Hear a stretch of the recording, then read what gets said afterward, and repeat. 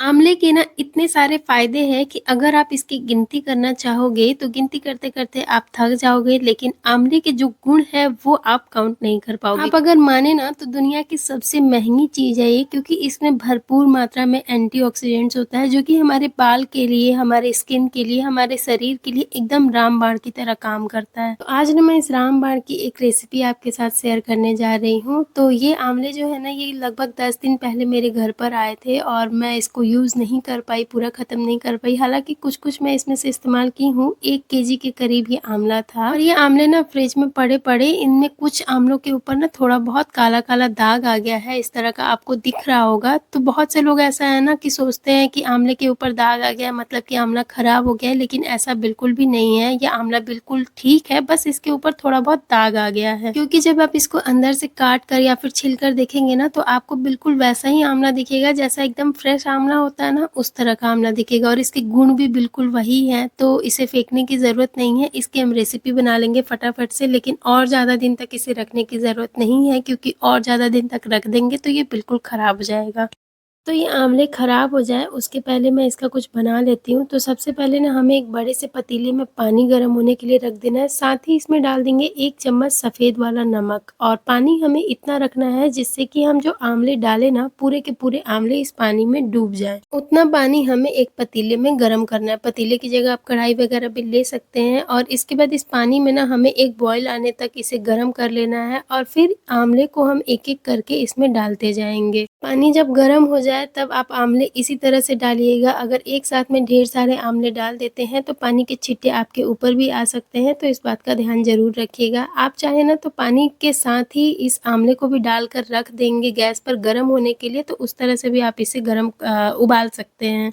और इस आमले को पानी के साथ हमें लगभग 10 मिनट के करीब गैस पर ही रहने देना होगा। बिल्कुल हाई फ्लेम पर इसे हमें उबालना है जिससे कि ये अच्छे से उबल जाए। जैसे ही उबल जाएगा आपको दिखेगा कि आमले की जो फाकी होती है ना, वो अपने आप थोड़ा-थोड़ा छोड़ने लग गया है। तो जो आमले की पीसेज़ है ना, उसमें इस तरह का फटा हुआ आपको दिखाई देने लग जाएगा, मतलब कि जो आमला है वो पूरी तरह से अच्छे से उबल चुका है। तो आइए मैं आपको एक आमला उठाकर दिखाती हूँ कि जो आमले की फाकी है ना, वो अलग होते हुए आपको दिखाई दे रही होगी, फटा-फटा सा आपको दिख रहा होगा, मतलब कि आमला पूरी तरह से रेडी हो गया है, इसे और हमें उबालने की ज़रूरत नहीं है। तो देखिए गैस ऑफ करने के बाद मैं इसे एक स्ट्रेनर में छान कर रख ली हूँ और आपको दिख रहा होगा सभी आमले में एक दरार सी दिख रही होगी, सभी फाके आपको अलग-अलग दिखाई दे रहे होंगे और देखिए ये अभी काफ़ी गर्म है इसलिए मैं आपको अच्छे से दिखा नहीं पा रही हूँ, लेकिन आपको दिख रहा होगा कि आमले जो है ये अच्छे से उबल चुके हैं। तो इसे ना हम रख देते हैं 10 से 12 मिनट के लिए ठंडा होने के लिए, इसके बाद हम इसके पीसेज़ अलग-अलग करेंगे, ठीक है? तो देखिए 10 मिनट के बाद ना मैं इसके पीसेज़ अलग कर रही हूँ, हालाँकि अभी भी ये पूरी तरह से ठंडा नहीं हुआ है, अभी भी ये थोड़ा बहुत गर्म है। आप चाहें तो इसे पूरी तरह से ठंडा करने के बाद भी इसके पीसेज़ अलग कर सकते हैं। मैं बहुत दोपहर में इसे शूट की थी और अगर अभी से नहीं रखती छत पर तो फिर धूप खत्म हो जाता है, इसीलिए इसे थोड़ा गरम-गरम ही मैं इसे छुड़ा ले रही हूँ। तो अभी आप देखिए ये कितनी आसानी से इसके जो बीज है वो निकल जा रहे हैं और इसके सारे पीसेज़ जो हैं वो अलग-अलग हो जा रहे हैं। तो इसी तरह से हमें बाकी सारे आमले के भी पीस को अलग कर लेना है और ये जो बीज है ना उसे हमें फेंकना नहीं है क्योंकि बीज में थोड़ा बहुत रह जाता है। तो बहुत से लोग ना बीज में जो आमला रह जाता है उसको फेंक देते हैं, लेकिन आप फेंकिएगा मत। मैं आपको इसका भी एक उपाय बताऊँगी कि इससे हम क्या बना सकते हैं। तो फेंकना बिल्कुल भी नहीं है, इसको साइड में रखते जाइएगा और सभी आमले के फाके को हम अलग कर लेते हैं, उसके बाद मैं आपसे मिलती हूँ। तो देखिए सभी आमले के फाके को मैं निकाल ली हूँ और आपको दिख रहा होगा कि ये जो फाके हैं बिल्कुल क्लियर निकले हैं, कहीं से भी इसमें टूट-फाट नहीं हुआ है। तो इसको अभी साइड में रखते हैं और अभी जो ये बीज में आमले पड़े हुए हैं ना, इसको हम चाकू या फिर चम्मच की मदद से अलग कर लेंगे और बीज को हमें फेंक देना है और इसके बाद जो ये आमले हैं इसका हम जूस बनाकर पी सकते हैं, जो कि शरीर के लिए, पेट के लिए बहुत फ़ायदेमंद होता है। अब इस आमला के लिए हमें मसाला तैयार करना है, तो सबसे पहले मैं 1 बड़ा चम्मच ये भुना हुआ जीरा का पाउडर ली हूँ, साथ ही मैं ले रही हूँ यहाँ चाट मसाला, 1 बड़ा चम्मच चाट मसाला भी मैं ले रही हूँ। इसी के साथ थोड़ा-सा काला नमक और फिर सफ़ेद नमक। सफ़ेद नमक मैं थोड़ा कम डाल रही हूँ क्योंकि आमले को उबालते वक़्त मैं उसमें नमक डाली थी। साथ ही मैं इसमें डाली हूँ बिल्कुल चुटकी भर के करीब लाल मिर्ची पाउडर, थोड़ा-सा तीखापन देने के लिए और फिर इस मसालों को हमें अच्छे से मिक्स करना है और इसके बाद ना आमले में हम इस मसाले को डालेंगे। सबसे पहले तो इस मसाले को मैं टेस्ट कर लेती हूँ कि इसका स्वाद कैसा है और इसके बाद आमले में हम डालेंगे ये सारे मसाले। बहुत ज़्यादा मसाला मत डालिएगा क्योंकि अभी इस आमले से ना बहुत पानी छोड़ेगा, तो सारे मसाले निकल जाएँगे पानी के साथ।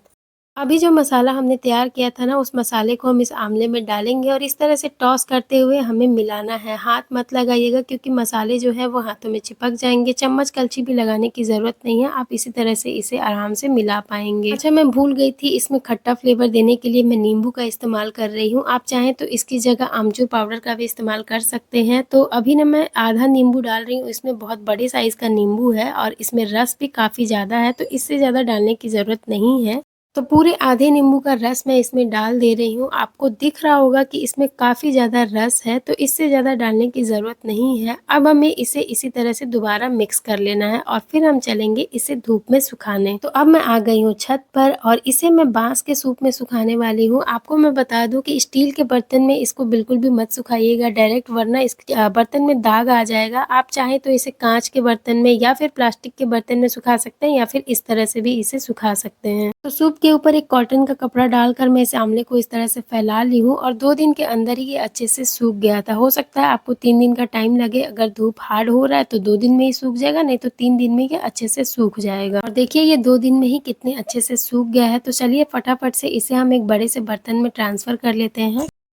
और फिर इस आमले के लिए हम दोबारा से एक सूखा मसाला तैयार करेंगे, जिसके लिए एक बाउल में मैं ली हूँ आधा चम्मच काली मिर्च का पाउडर, आधा चम्मच काला नमक, आधा चम्मच भुना हुआ जीरा का पाउडर, आधा चम्मच आमचूर पाउडर और साथ ही चाट मसाला। चाट मसाला दिखाते हुए मैं भूल गई, इसलिए वो स्किप हो गया है। और अब इन मसाले को हम अच्छे से मिक्स करेंगे और फिर इस सूखे हुए आमले के ऊपर हमें इसे छिड़क देना है। फिर इसी तरह से टॉस करते हुए हम इसको मिलाएंगे। तो अब ये खट्टा तीखा चटपटा आमला बिल्कुल तैयार हो गया है। आइए मैं आपको पास से दिखाती हूँ ये सूख कर कितना क्रिस्पी हो गया है। अब ना हमें इसे एक एयर टाइट कंटेनर में पैक करके रखना है, जिससे कि ये खराब ना हो। आप चाहे ना तो इसे साल भर के लिए भी स्टोर कर सकते हैं, ये बिल्कुल भी खराब नहीं होगा। अच्छा, ये काला हो गया है, इससे घबराने की जरूरत नहीं है क्योंकि आमले जब सुखाए जाते हैं ना तो इसी तरह से काले पड़ जाते हैं। तो बिल्कुल भी ये खराब नहीं हुआ है, ऐसा मत सोचिएगा कि ये खराब हो गया है। तो मैं ना इसे एक कांच के कंटेनर में स्टोर कर रही हूँ। आप चाहे ना तो इसे प्लास्टिक के डब्बे में भी स्टोर करके रख सकते हैं, ये बिल्कुल भी खराब नहीं होगा।